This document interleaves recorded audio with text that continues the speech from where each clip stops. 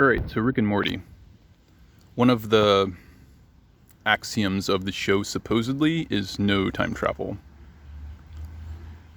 And in this season, we see time travel. But if we ignore that and say, okay, no time travel, what is this show saying? The show is saying, this Morty we know, at some point he's going to become that other Morty. Or not even become. He is that other Morty. They're the same person. Because time doesn't exist in Rick and Morty. It's just a different shuffle of the Morty deck. A stack of cards is what I imagine briefly. Just imagining that's like a deck of cards represents who a person is. And you just shuffle that deck and you get a new Morty. But they're all the same Morty.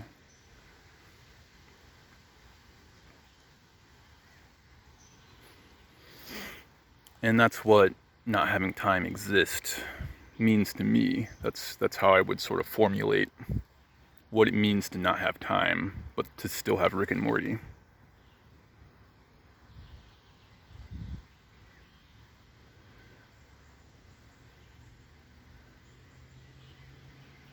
And I guess I did this other thing, just thinking about this. I was like, okay, well, if Rick and Morty were a religion, how would I compare and contrast it with other religions? And then I decided I wanted to call Christianity, I wanted to rebrand it and give it a new name. And I named it Religion 1, for obvious reasons. So, and then Religion 2, that would probably be like Taoism. Religion 3, I think I would call that animism.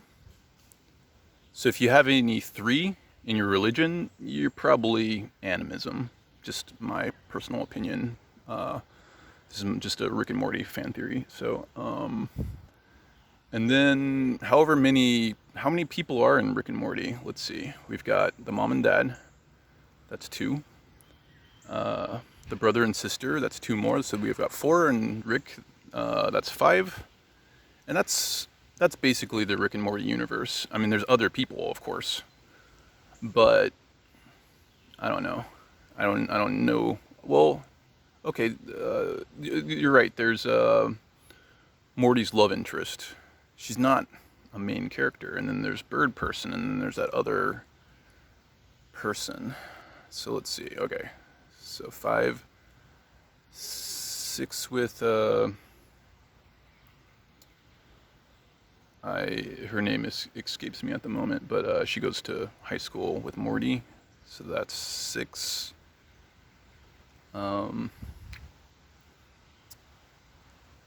Beth is older, so I guess maybe she's got 2 antagonists rather than just one love interest like Morty's got.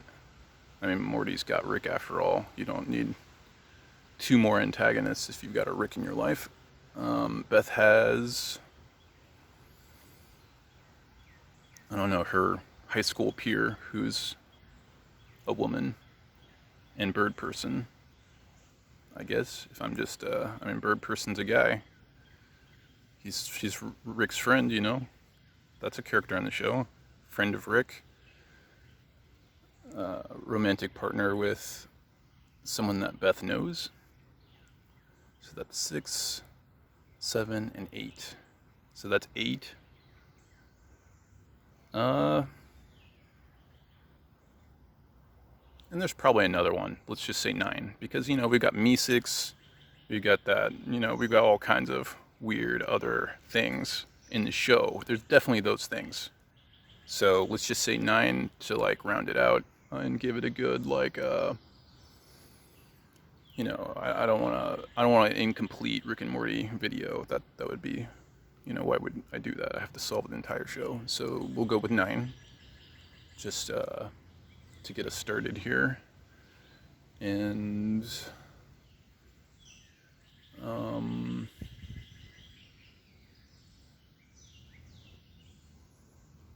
don't know. I'm pretty sure if Captain America hit his shield with Thor's hammer while standing on it in water, Presumably it'd be like some sort of segue for water.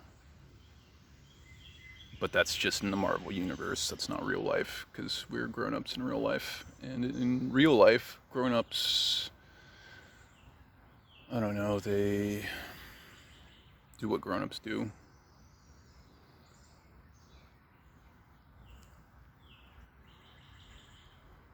Which is, grown-ups systematically remove neural connections in their brain, so they sort of dial in their brain. This happens a lot when you're 2 years old, and you go from being a baby to being a social communicative human. That's what happens when you're around 2 years old. You sort of dial in your orders of magnitude more infinity brain. Orders of magnitude. I don't like saying infinity because, it's not infinity. You can count those neurons. Let's not get weird. Rick and Morty is not about being weird. No. Leave that to Religion 1. In Rick and Morty, we got nine whole things. Neurons aren't that complicated, are they? Just imagine ants.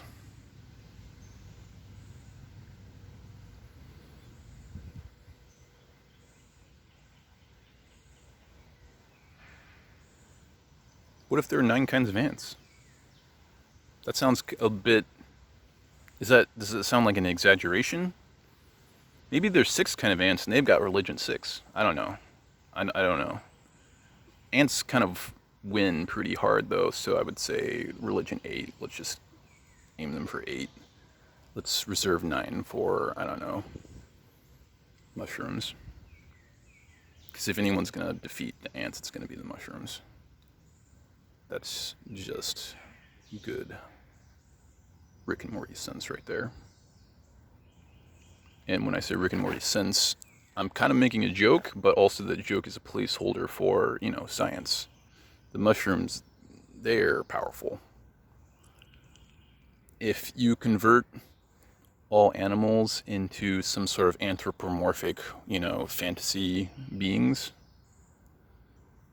I don't know what ants are, but I can make a case for mushrooms being wizards, and you don't win against the wizards when they're up against elves and dwarves and man and hobbits. You're always going to have wizards, period. That's, my very short summary of the J.R.R. Tolkien universe. Let's call that Religion 7. And let's call Religion 6 whatever the hell America is doing. Because, I don't know, didn't we use all of our other ones? Alright, yeah. So, process of elimination, their pretend version of Christianity. That's Religion 6. And if you think I've done you any favors, Religion 1, no. No, I haven't. This is me shaking my head. No. Religion 1. You're so Religion 1, you don't know. Oh, yeah, I'm supposed to tell you. I'm spelling it capital R-E-L-I. And I guess G-O-N or whatever. You spell that word correctly, however that's spelled. But then there's a blank space. And then there's the number 1. It's not a capital O at all. Definitely not capital O. If you have to, lowercase O-N-E period. But just make it a 1 and have no period at all, and that's what I have actually named you. I believe half of you will love that, and the other half of you will hate it, and you guys can have a conversation with each other about that. All right, bye.